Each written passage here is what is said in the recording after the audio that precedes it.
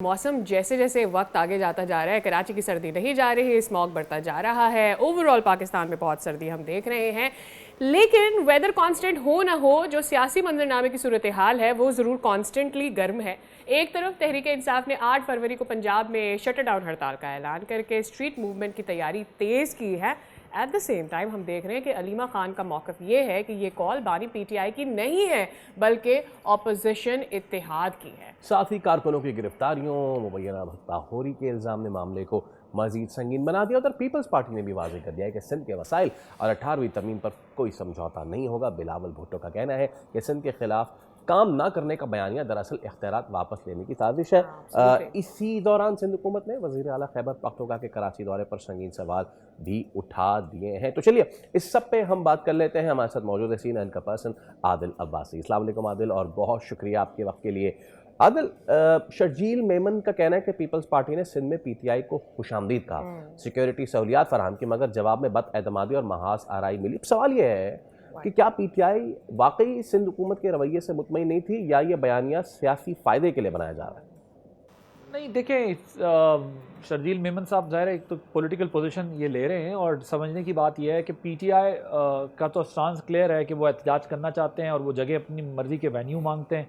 PTI को peoples party ने बड़े अच्छे तरीके से वेलकम किया। उनके CM को बड़ा प्रोटोकॉल दिया, सिंधी टोपी अजरक पहनाई और जो है वो वेलकम किया सईद गनी साहब ने। बड़ा अच्छा स्टार्ट लिया गया। अगर उसी में एक दूसरे के साथ कोऑर्डिनेशन के साथ कर लेते काम तो बेहतर होता। लेकिन पीपल्स पार्टी का भी ये कहना है कि जब ये इंटीरियर गए हैं वहाँ पर इन्होंने जो है वो जिस किस्म की गुफ्तगू की है, जो माहौल बनाया है, वो हमने तो इनको बड़ा एक काइंड जेस्चर के साथ वेलकम किया था। इनका कहना यह है कि उन्होंने उनके लिए ऑब्स्टिकल्स और हर्डल्स क्रिएट करना शुरू कर दी थी बाद में। लेकिन सियासत में तो ये होता है ना, कोई किसी को फुल टाइम स्पेस तो नहीं देता कि आप आएँ आकर हमारे ऊपर जो है वो तबरा भेज के चले जाएं, क्रिटिसिज्म कर लें या जो दिल चाहे कर लें।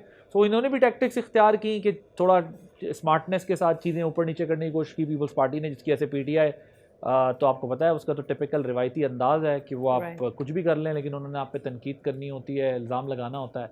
सो उन्होंने अपना रिवायती स्टाइल अडॉप्ट किया, पीपल्स पार्टी ने अपना रिवायती स्टाइल अडॉप्ट किया। दोनों ने पॉलिटिक्स की एक दूसरे के साथ, काम भी निकल गया, सांप भी मर गया और लाठी भी नहीं टूटी दोनों।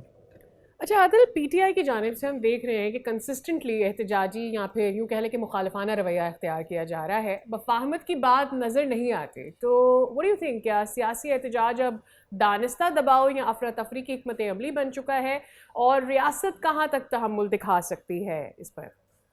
देखिए, PTI की तो यही स्ट्रेटजी है। अटैक करें आप, क्रिटिसाइज करें आप जिस हद तक जो है वो अपने ओपोनेंट को ह्यूमिलिएट कर सकते हैं उस हद तक ह्यूमिलिएट करें, और अपने फुल एग्रेशन पे जाते हैं। वो जिस स्टांस पर अपनी ऑपोजिशन की पॉलिटिक्स को ले गए हैं वहाँ पर वो मैक्सिमम प्रेशर बिल्डअप करना चाहते हैं। और जो जहाँ तक पॉलिटिकल इश्यूज़ का ताल्लुक है वहाँ तक तो ठीक बात है कि ऑपोजिशन का काम यही होता है कि वो एक इन्वायरमेंट क्रिएट करे। लेकिन PTI का तो सिर्फ एक ही स्टांस रह गया है कि आप हमारी बानी चेयरमैन से मुलाकात करा दें। इसके अलावा कोई महंगाई पर, बेरोज़गारी पर, गवर्नेंस रिलेटेड इश्यूज़ पर PTI की कोई बड़ी कैंपेन, कोई मूवमेंट नहीं है। वो एक ही मूवमेंट है उनकी, वो कहते हैं यार आप हमारी मुलाकात करा दें। गवर्नमेंट कहती है आपकी मुलाकात कराते हैं, आप बदले में फिर उसके बाद जो कुछ ट्विटर पे होता है या जिस किस्म के बयानात आप लोग देते हैं वो रियासत मुखालिफ बयानात है, रियासत की दुश्मनी पर मबनी बयानात हैं, और आप लोग जो है वो एक कन्विक्टेड जो है वो शख्स को बाहर ये बनाकर पेश करते हैं कि जैसे कोई बहुत जुल्म ज़्यादती है। सो हम आपको ये स्पेस नहीं देंगे। वो कहते हैं कि आप हमारी मुलाकात नहीं होने देते तो हम आपसे सियासी डायलॉग क्या करेंगे।